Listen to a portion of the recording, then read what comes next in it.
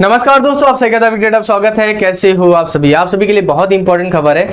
जो भी बच्चे एसएससी जीडी 2025 को टारगेट कर रहे हैं उनके लिए तो जरूरी है, क्योंकि हुआ क्या था, हाल फिलहाल में ही एसएससी ने क्या किया था, कुछ टेंडर्स निकालने लगे थे, जहां पर वो पता है कि एग्जाम की जो पहले एजेंसी थी उन एजेंसी को चेंज कर रहे थे, कुछ नई एजेंसियों को लेकर आ रहे थे। जैसे कि टीसीएस आप सभी का एग्जामिनेशन कराती थी, तो टीसीएस की जगह कोई एक नई एजेंसी आ रही थी जो आपके एग्जामिनेशन कराने की बात कर रही थी कि अब वो एग्जामिनेशन कराएगी, तो पैटर्न में बदलाव होगा, ये सारी चीजें होंगी। तो बहुत सारी चीजें, ऐसा था कल रात को 11 बजे एक नोटिस आया आप का, जो आपका ऑफिशियल नोटिस है स्टाफ सिलेक्शन कमीशन यानी एसएससी के द्वारा जारी किया गया है। Notice for cancellation of tender, यानी कि जो टेंडर दिया गया नई एजेंसी को वो कैंसिल कर दिया गया। अब इसका इंपैक्ट किस पे पड़ेगा?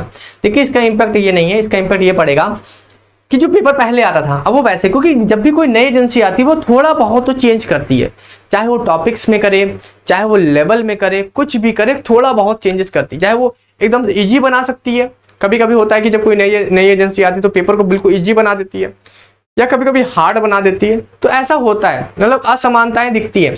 मगर जब से आपको पता है कि एनटीए वाला केस चल रहा है, जो नीट वाला केस चल रहा है, नीट पेपर लीक वाला, तब से बहुत सारी चीजों को में थोड़ा आपने देखा होगा कि बहुत सारी चीजों में चेंजेस दिख रहा है। तो यहाँ पर टेंडर को कैंसिल कर दिया गया। यहाँ पर लिखा गया है कि कुछ नंबर्स वगैरह लिखे गए हैं कि बोला 2/11 को जो इसके पोर्टल पे था, जहां पर भी इनका टेंडर वगैरह निकलता है, उस पोर्टल पे, सीपीपी पोर्टल पे, उन्होंने क्या किया था भाई, एक वेबसाइट फॉर आइडेंटिफिकेशन और service provider to conduct computer based test for staff selection commission, यानी एसएससी के लिए जो भी एग्जामिनेशन कराती है उसके लिए टेंडर निकाला था सीबीटी एग्जाम के लिए।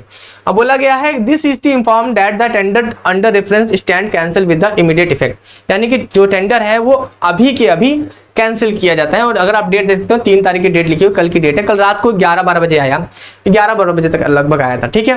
तो इससे अब आप सोच सकते हो कि जो बच्चों के मन में था कि अब नई एजेंसी पेपर कराएगी या कराएगी वो कराएगी, तो आप उसको थोड़ा सा साइड में रखो। अब आपको फोकस क्या करना है, अगर आप टारगेट करना चाहते हो तो आप प्रीवियस ईयर लगाओ।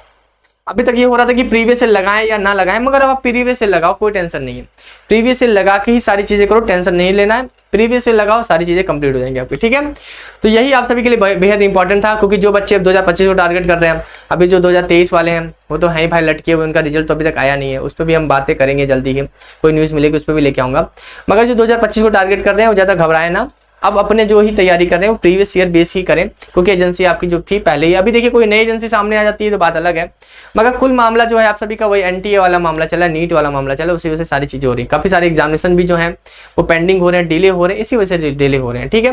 तो देखते हैं आगे कोई नई एजेंसी आती है या फिर टीसीएस ही हमारा एग्जामिनेशन कराती है। अभी फिलहाल में तो टीसीएस को ही हम मानेंगे, क्योंकि वही टीसीएस ही अभी तक एसएससी के पेपर करा रही थी। अगर टीसीएस पेपर कराती तो मुझे लगता है कि आप प्रीवियस ईयर लगाओगे तो आपको बहुत फायदा मिलेगा। चलिए फिर अभी के लिए मिलते हैं नेक्स्ट वीडियो में। Thank you so much.